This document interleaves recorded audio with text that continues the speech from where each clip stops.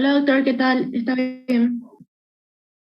Bueno, voy a hablar lo que es esta enfermedad autoinmune sistémica que es el lupus eritematoso sistémico. Es una enfermedad de etiología desconocida. Así como la otra enfermedad autoinmune, hay factores genéticos, factores hormonales, factores también infecciosos. Se le atribuye a la reacción cruzada por infecciones por Epstein-Barr y citomegalovirus. Y es una enfermedad sistémica que afecta a prácticamente todos los órganos, ¿verdad? Es más frecuente en mujeres. La edad más frecuente está entre los 10 y 30 años, aunque puede haber a cualquier edad y en ambos sexos. Pero la relación es 10-1 entre mujeres y hombres, su prevalencia. Bueno, es una enfermedad que cursa en brotes de forma espontánea. O también un paciente que está en tratamiento sin síntomas, al reducir o tratar de reducir la medicación para usar la menor dosis posible, puede recidivar, ¿verdad? Las radiaciones ultravioletas desencadenan lesiones cutáneas a través de una fotosensibilidad como característica del paciente, que también es un criterio diagnóstico, ¿verdad? También existe el lupus inducido por fármacos, algunos fármacos como la hidralazina, que es un antihipertensivo, la metildopamin, que es un medicamento que se usa mucho, sobre todo en la preeclampsia, y isoniazida, que es un medicamento para tuberculosis, se considera inductor de lupus y produce un anticuerpo específico que se llama anticuerpo antihistona, que ese anticuerpo luego desaparece una vez que se suspende el fármaco. Bueno, produce síntomas inespecíficos y síntomas específicos.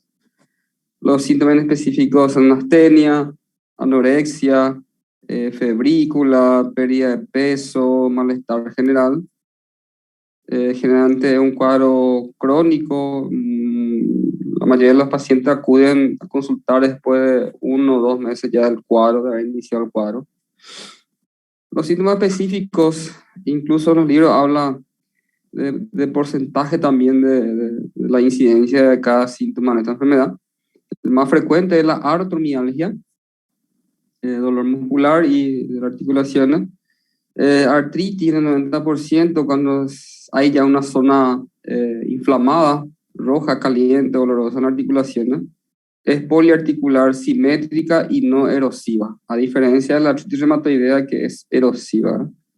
Pero también puede producir deformidades por afectación de los tendones en un 10%, se llama artropatía de Jacob.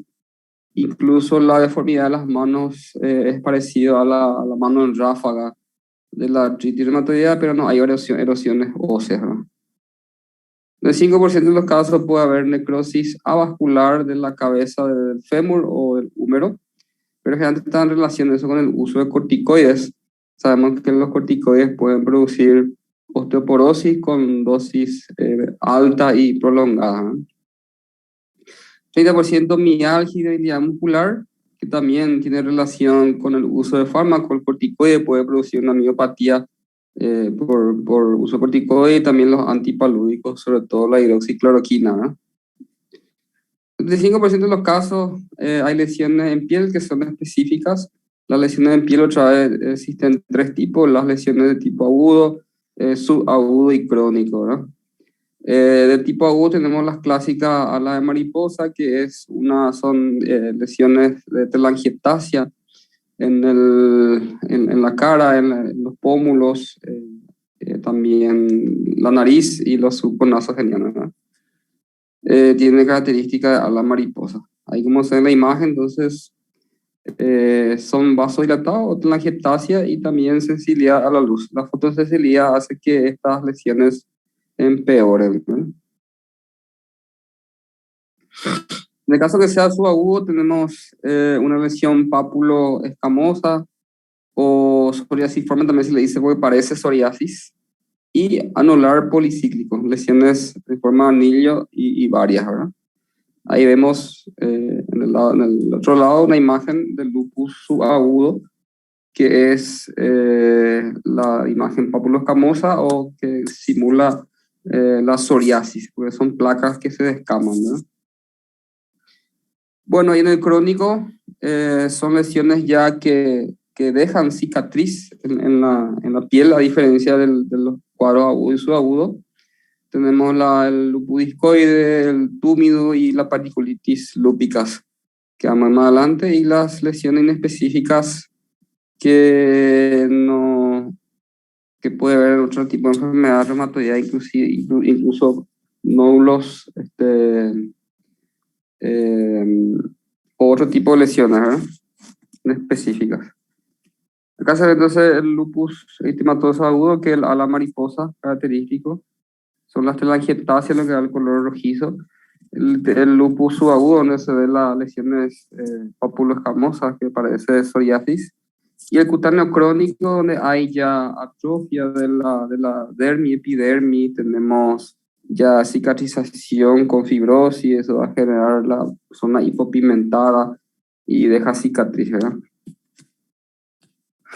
Este es un cantante famoso que tiene lupus crónico, se ve entonces la imagen en la cara, donde hay cicatriz y atrofia dérmica, ¿verdad? Hay pacientes que solamente tienen lupus crónico y tiene buen pronóstico, no tiene afectación importante de órganos. Bueno, el 60% de los pacientes tienen fotosensibilidad. Son pacientes que por la acción de los rayos UV genera un eritema en la cara, en las zonas de exposición solar, en los brazos, en la zona del escote, etc., ¿no? 50% de los casos hay alopecia, pérdida del pelo, cabello. 40% de los casos úlceras buconasales múltiples. 50% de los casos hay una afectación pleuropulmonar. Puede haber un pulmón encogido. El pulmón encogido se produce o se evidencia a través de una espirometría donde hay un patrón restrictivo. Es por presencia de fibrosis y atelectasia, ¿verdad? También puede haber pleuritis, que va a un dolor tipo puntada de costado, generalmente bilateral, y eso evoluciona casi siempre a derrame pleural. La característica del derrame pleural, si punzamos, hay presencia de células LE, que son específicas de la enfermedad. También se debe buscar células en pericardio o en peritoneo. Puede haber una policirrositis también, ¿verdad? La glucosa es normal y la adenosina desaminasa está elevada por actividad de los linfocitos que generan la enfermedad autoinmune, ¿verdad? Al igual que la artritis reumatoidea, entonces también puede producir adenosina desaminasa elevado y no es tuberculosis, ¿verdad? En el 30% de los casos puede haber pericarditis, en el 10% de los casos puede haber miocarditis. En el caso de que el paciente se acompaña también de un síndrome antifosfolipídico, puede haber una endocarditis de Lehmann-Sachs, que es una lesión trombótica, no bacteriana, pero sí también predispone a endocarditis, obviamente, relacionada con la presencia de anticuerpos antifosfolipídicos. Eso se llama endocarditis verrucosa de Lehmann-Sachs. En el 20% de los casos hay fenómenos reinados. Sabemos que el reinado es más frecuente en pacientes con esclerodermia, casi 100% de los pacientes tienen, pero en el lupus también hay un porcentaje menor que pueden tener, ¿verdad? En cuanto a afectación neurológica, puede haber depresión, ansiedad, síndrome de conversión, que es un diagnóstico ya más dentro de lo que es neurosis. Puede haber convulsiones, puede haber también psicosis, incluso pueden debutar con síntomas neurológicos del paciente con lupus. Trombosis, sobre todo en relación con el síndrome antifosfolipídico. También puede haber accidentes cerebrovasculares por accidentes antifosfolipídicos. 50% de los casos tiene afectación renal, que existe 6 tipos de afectación renal que vamos a ver más adelante. Pero cuando hay afectación renal, generalmente la enfermedad es de mal pronóstico. Dependiendo ya de cuál sea el tipo o la histopatología de la afectación renal, ¿verdad? 70% de los casos tiene anemia, que es una anemia por enfermedades crónicas, una anemia leve nomás suele ser, de tipo normocítica, normocrómica. 10% de los casos puede haber una anemia hemolítica, obviamente autoinmune, donde el test de Kuhn es directo, que indica que hay anticuerpos ligados a los glóbulos rojos que luego son destruidos en el vaso. Si a esto se acompaña también plaquetopenia autoinmune, a la vez se llama síndrome de Evans. Entonces tenemos anemia más plaquetopenia autoinmune, destructiva obviamente, entonces síndrome de Evans.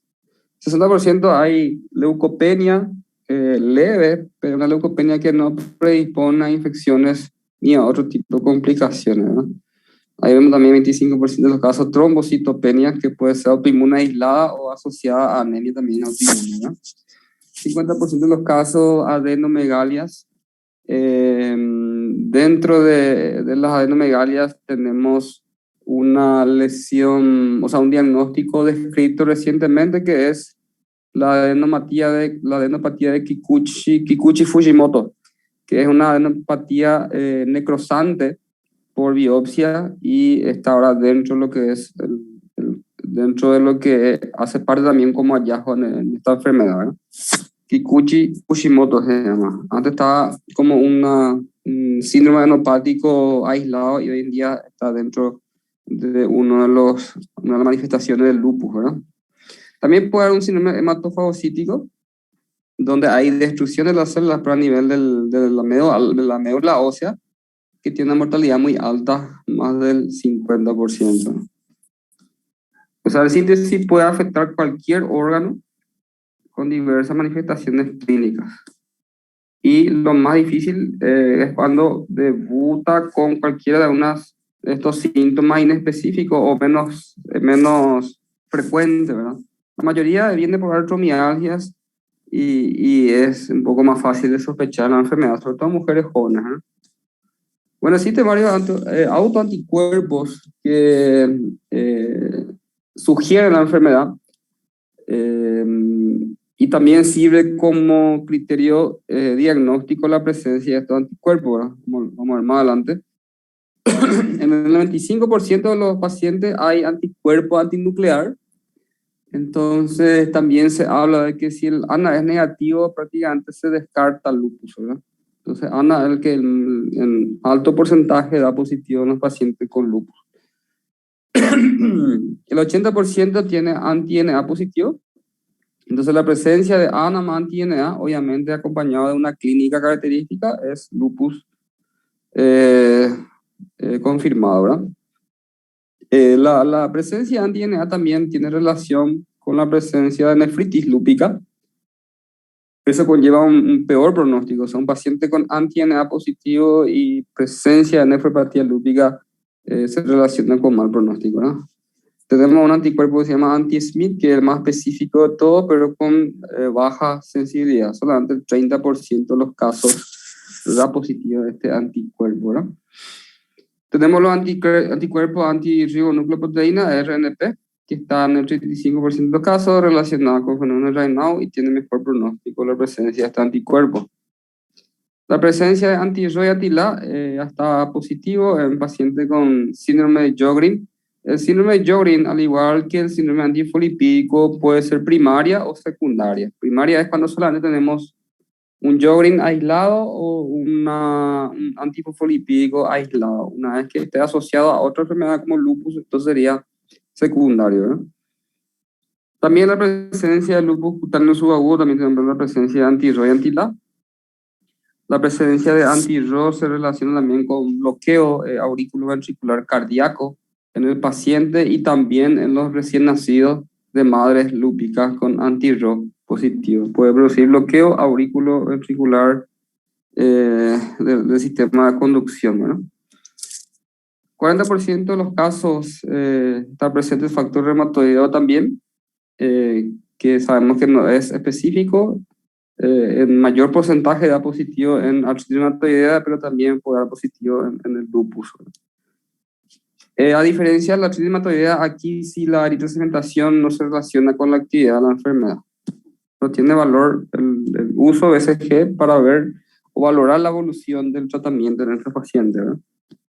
Bueno, en cuanto a los criterios diagnósticos, fue cambiando en los últimos años.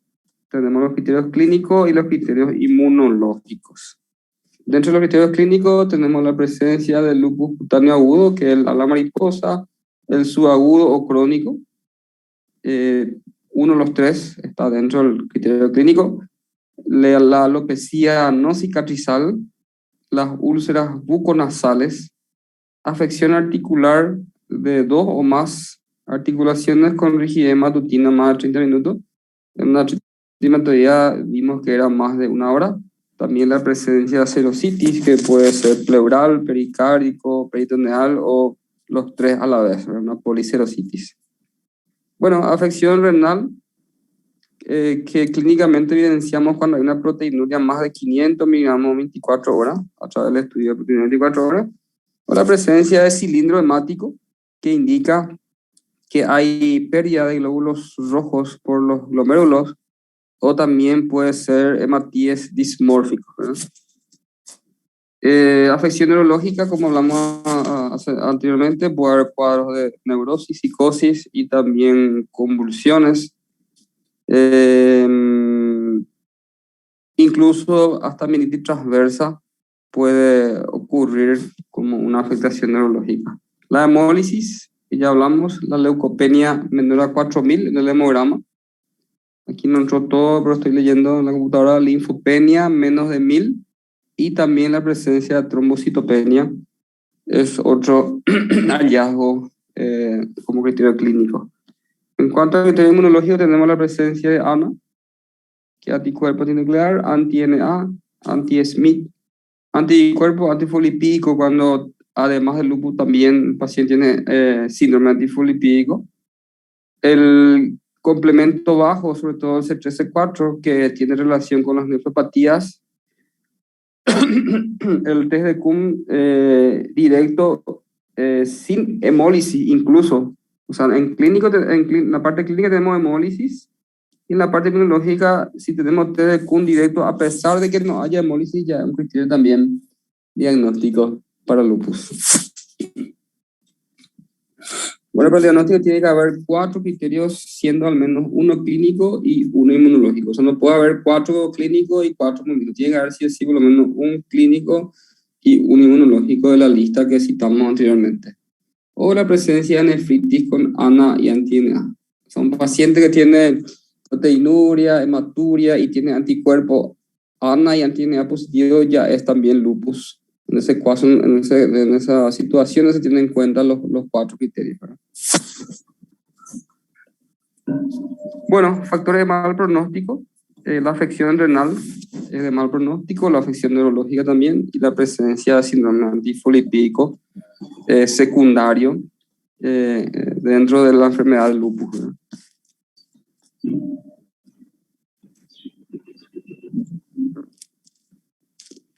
Bueno, esta es una escala de actividad donde una vez iniciado el tratamiento se van haciendo algunas puntuaciones para saber si la enfermedad está inactiva o si tiene síntomas leves, si tiene síntomas moderados o síntomas severos.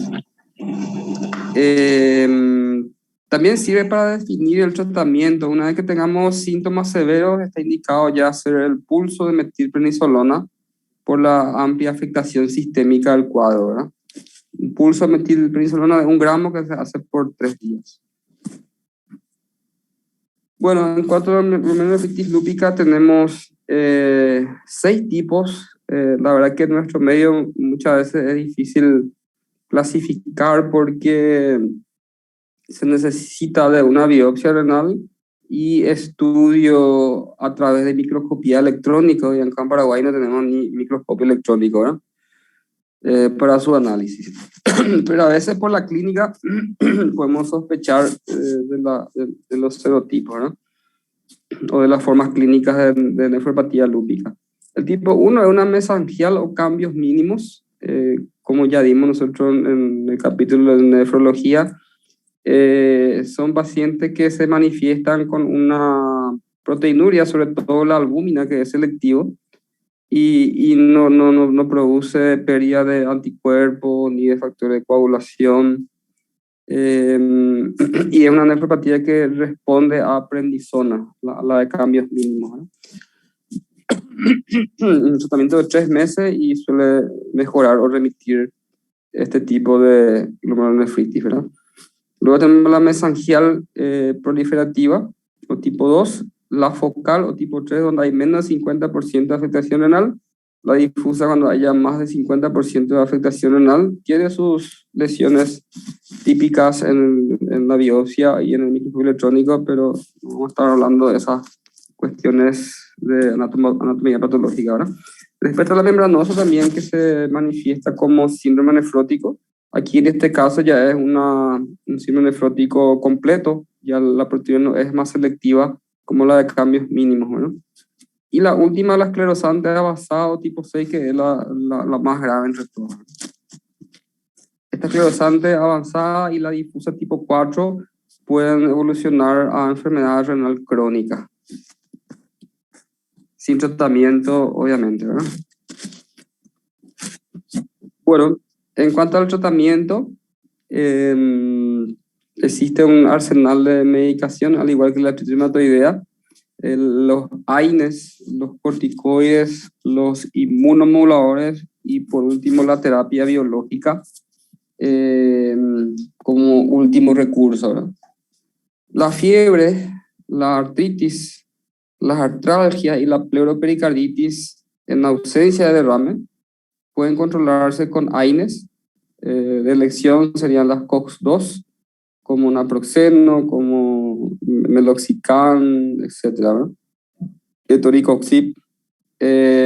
También se puede utilizar prednisona ya si los síntomas son más intensos, o como tratamiento para controlar la enfermedad a corto o mediano plazo, ¿no?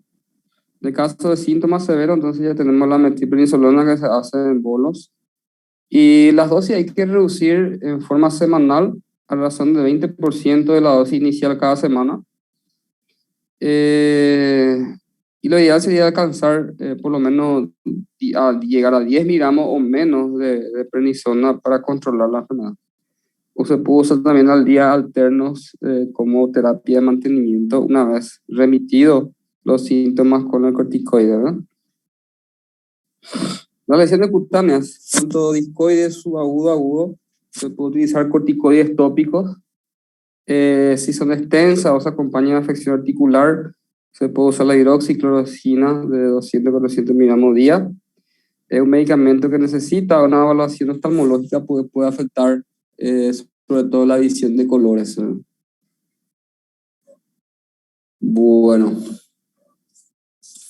Bueno, si las lesiones persisten, obviamente hay que indicar ya un tratamiento sistémico, los corticoides orales.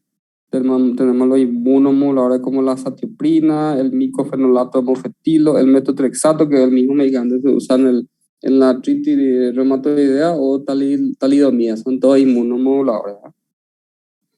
En cuanto a la artritis, se utiliza hidroxicloroquina o corticoides a dosis baja. Hay que tener en cuenta que los corticoides a dosis elevada pueden producir muchas reacciones adversas, como el síndrome de Cushing y la osteoporosis, ¿verdad? Si conseguimos utilizar una dosis muy baja para el tratamiento y mantenimiento, se puede quedar con solamente corticoide del paciente, ¿no? Pero muchas veces se necesita dosis alta, entonces no es conveniente tratar al paciente con dosis alta y que eso genere síndrome de Cushing, diabetes, hipertensión y osteoporosis, ¿no? Bueno, si no hay mejoría con hidroxicloroquina corticoide dosis baja, se puede agregar metotrexato para el control de artritis. También la leflunomida se usa como una artritis reumatoidea. Y estos otros medicamentos a continuación ya no figuran en el nuevo protocolo, ¿no? Ciclofosfamida, tacrolimus, tarnese, ya no. En cuanto a la anemia hemolítica, se usa dosis alta de corticoides, 1 a 2 miligramos kilo peso. Y si no hay respuesta, se tiene que analizar el uso de metilprednisolona ya en pulso, 1 gramo día por 3 días, o la presencia de, o la utilización de gamma globulinas, que es un componente único que se usa también para Guillain-Barré, para crisis grave de miastenia gravis y púrpura trombocitopénica autoinmune, ¿verdad? Severa. Se puede usar también inmunoglobulina para contrarrestar los anticuerpos que están atacando los glóbulos rojos. También la otra opción de plasmaféresis, que es un tipo de diálisis donde se saca todos los anticuerpos de la sangre. Y la esplenectomía como último recurso cuando el tratamiento médico no consigue controlar la hemólisis, ¿verdad? Sobre todo después de 6 meses de tratamiento, que es el tiempo que se tiene como parámetro para decir si hay o no respuesta al tratamiento, ¿verdad? Bueno, en caso de que esté controlada con corticoides la hemólisis y si estamos utilizando corticoides a menos de 10, espectacular, sigue con 5, 7,5 de prednisona, pero si con esa dosis baja igual vuelve a aparecer la anemia hemolítica, entonces ahí se debe indicar azatioprina o micofenolato. También está descrito pulso de ciclofosfamida, danazol, ya en casos refractarios, ya último recurso, ¿verdad? Y la terapia anti-CD20, que es el rituximab, es también otra terapia biológica para casos refractarios, solo que es un medicamento muy costoso. Y como dijimos también en la clase pasada, es un medicamento que hay que descartar siempre tuberculosis antes de iniciarse el medicamento que puede reactivar la enfermedad. Bueno, la trombocitopenia autoinmune es el mismo tratamiento que la anemia hemolítica. Corticoide a dosis alta, tratar de reducir la mínima dosis luego de unos meses hasta el control del cuadro y es lo posible tratar de utilizar la menor dosis que le mantenga sin síntomas al paciente. Si fracasa, entonces ahí nos vamos agregando los medicamentos y si en 6 meses no hay mejoría, entonces último recurso, la esplenectomía también. Tenemos pacientes que tienen plaquetopenias muy leves, 60, 70 mil, 80 mil. En esos casos no se hace un tratamiento específico de la plaquetopenia, sí, solo de la enfermedad en general, ¿verdad? Bueno, en el caso de que existan trombosis por la presencia de síndrome antifosfolipídico, si hay una trombosis venosa se usa anticoagulante como la enoxaparina, luego los anticoagulantes bioral antiguos o los nuevos, como la Vigatran, ¿verdad? Si en una trombosis arterial se usa anticoagulación más antiagregación.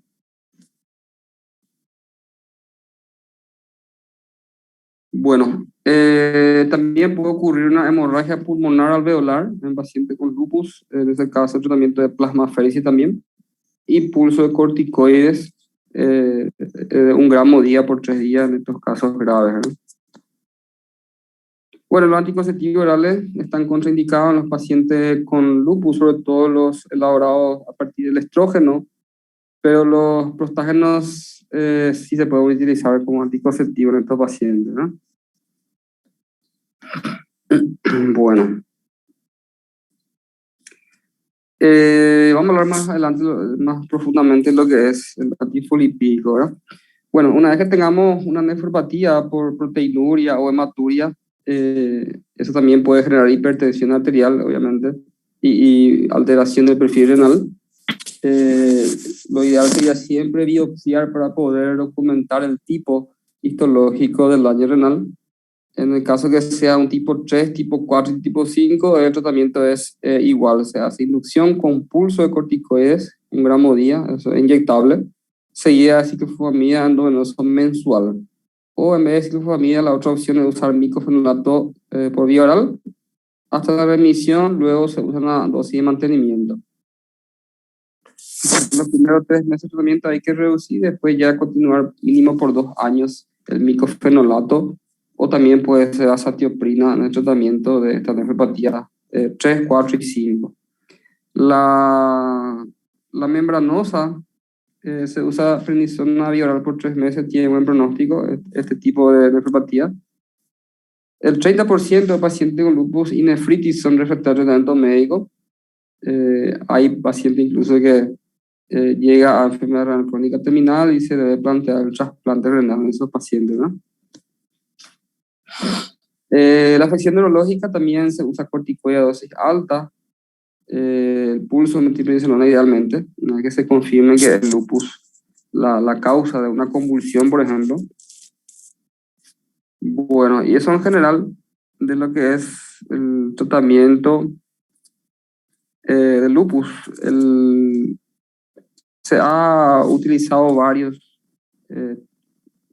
terapias biológicas en estos pacientes, pero lo único que hasta hoy en día ha demostrado mayor eficacia es el rituximab y hay uno nuevo que se llama bemulimumab, que está descrito como más efectivo entre todo lo que ya se probó, ¿verdad? Porque el costo es su inconveniente, ¿verdad? Bueno, el síndrome de Sjögren, más frecuente en mujeres, 40 a 50 años, de forma aislada, ¿verdad? Primaria o secundaria, cuando aparece en el contexto del lupus o de la artritis reumatoidea, ¿verdad? Su cuadro es que ahí produce xerostomía y xerostalmía, eso quiere decir boca seca y ojo seco. Es una enfermedad autoinmune que afecta a las glándulas exócrinas, bucal y lagrimal, y también puede haber afectación sistémica de otros órganos, ¿verdad? Bueno, la clínica más de 3 meses se tiene en cuenta también como criterio diagnóstico. Produce una queratoconjuntivitis seca, hay una sensación de arenilla en los ojos, dolor, quemazón, fotofobia.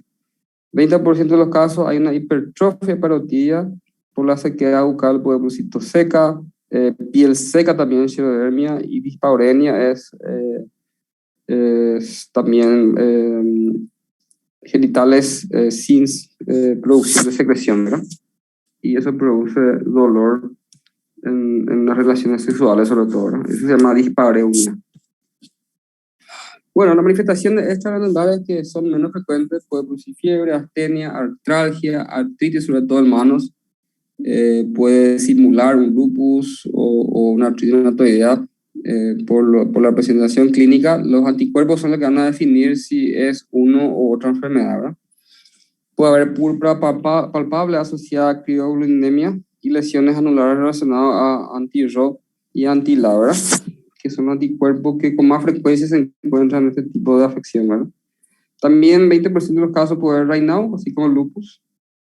A nivel pulmonar puede producir una intersticiopatía, la afección renal más frecuente es la acidosis tubular distal, puede haber neuropatía periférica, neuralgia del trigémino, cistitis intersticial, se puede acompañar también de hepatitis autoinmune, en este caso hay anticuerpos antimitocondrial positivos. La complicación más grave es la presencia o la transformación de la enfermedad en un linfoma B en la glándula parotidia. Esto hay que saber que cuando leen toda la enfermedad autoinmune tiene predisposición a generar linfomas. No es frecuente, pero casi todas las enfermedades autoinmunes van a leer que tiene como complicación la aparición de un linfoma B. Bueno, el diagnóstico también ANA positivo 80%, pero anti-NA va a ser negativo, el factor reumatoideo en 50% de los casos da positivo, anti-SMI también es negativo, a no ser que esté asociado al lupus, ¿verdad? Y en el 50% de los casos, el más específico es la presencia de anti-RO, anti-LA en el síndrome de Sjögren primario, ¿verdad? Bueno, no existe ningún tratamiento que modifique la evolución, se usa saliva artificial, lágrima artificial, se puede usar ciclosporina atópica en afección corneal grave porque puede producir úlcera de córnea y pérdida de visión. Para el cuadro sistémico, AINES o hidroxicloroquina. Y en casos severos ya corticoides, inmunosupresores o rituximab en afección sistémica grave. Prácticamente ni un tratamiento que se utiliza en toda la enfermedad autoinmune. Bueno, y por último, el síndrome antifosfolipídico o enfermedad de Hughes, también, como dijimos, puede ser primaria o secundaria. Primaria es la que se presenta solamente antifosfolipídico y secundaria asociada a otras enfermedades como el lupus, ¿verdad? Su característica es la presencia de trombosis, tanto arteriales como venosas.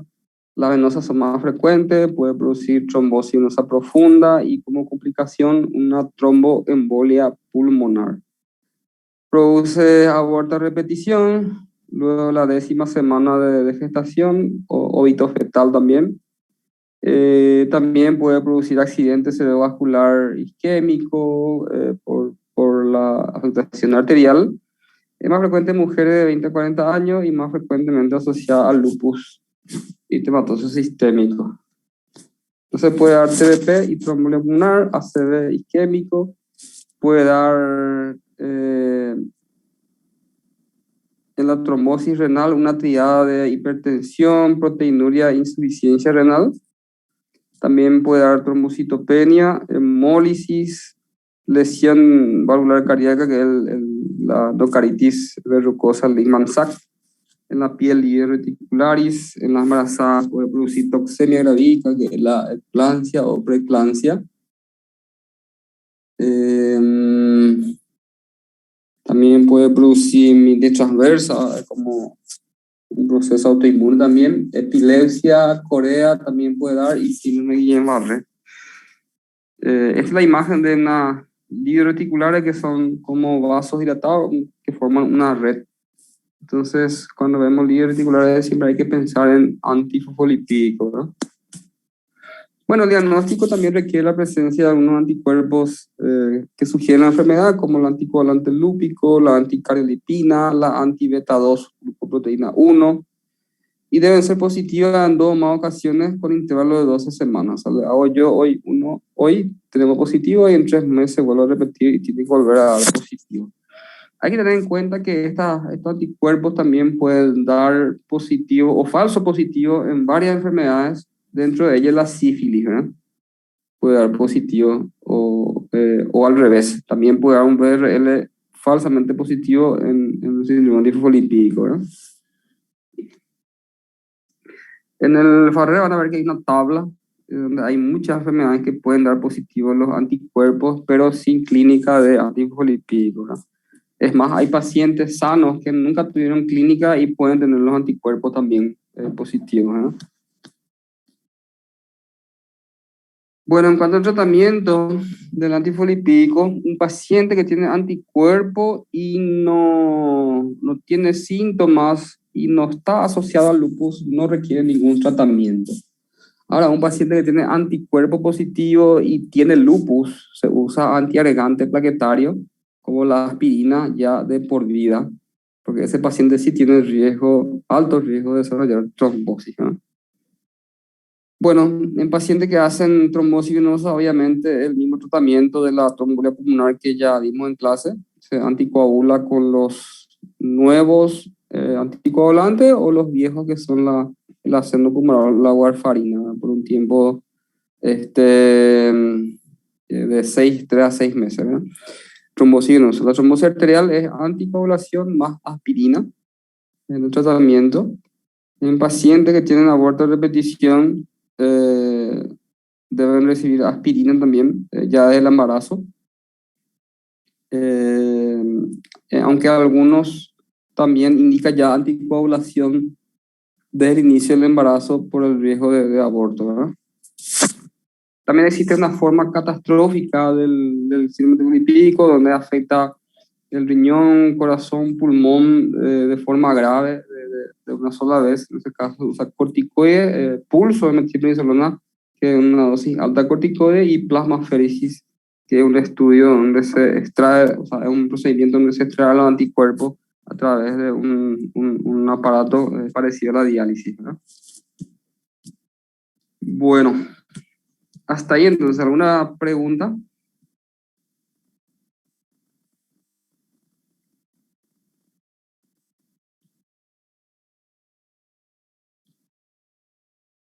Doctor, entonces en la trombosis arterial usas anticoagulantes más antiagregantes y en la trombosis venosa usas solamente anticoagulantes, ¿verdad? Así mismo, es el protocolo que se utiliza en esta enfermedad, ¿verdad? Ok, Así y mismo. en lupus había anemia hemolítica, ¿eso da ictericia, doctor? Claro, va, ahí te dice. Ah, Depende de la intensidad, ¿verdad? Depende de la intensidad. Si la hemolisis es muy intensa, va a tener ictericia, obviamente, una bilirrubina indirecta de 4, 5, 6, 8, ¿verdad? Ahora sí, una hemolisis leve, por ahí puede tener 1.5 en bilirrubina y es muy subclínico, ¿verdad? Entonces va a depender de la intensidad también de la hemolisis.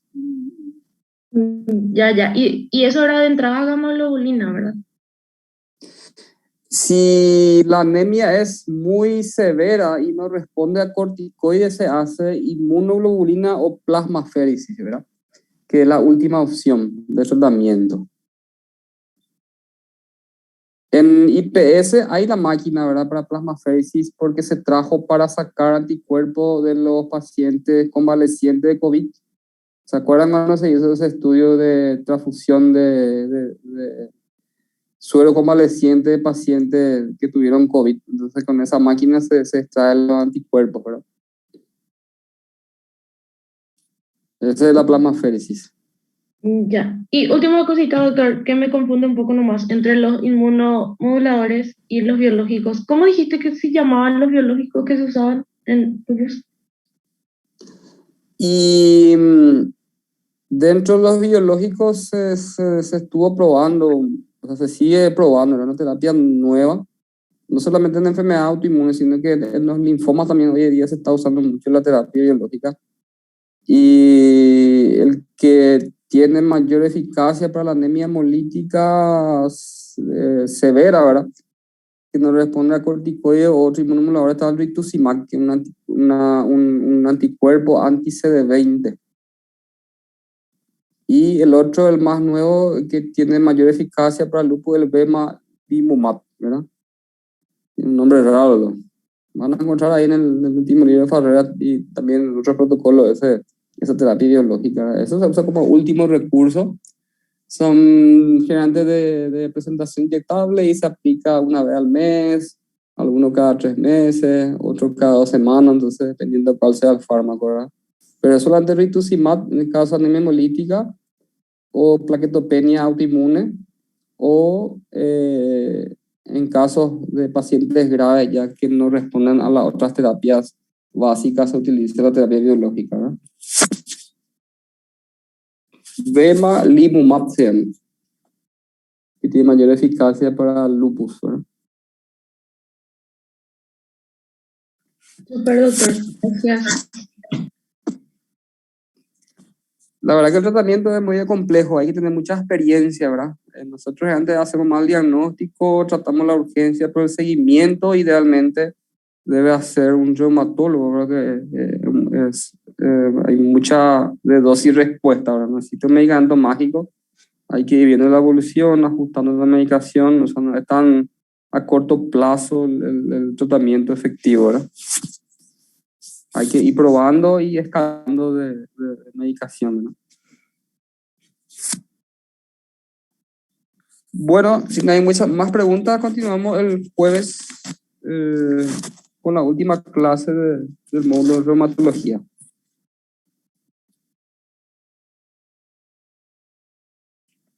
Hasta luego. Dale, chao, doctor. Chao, chao. Dale.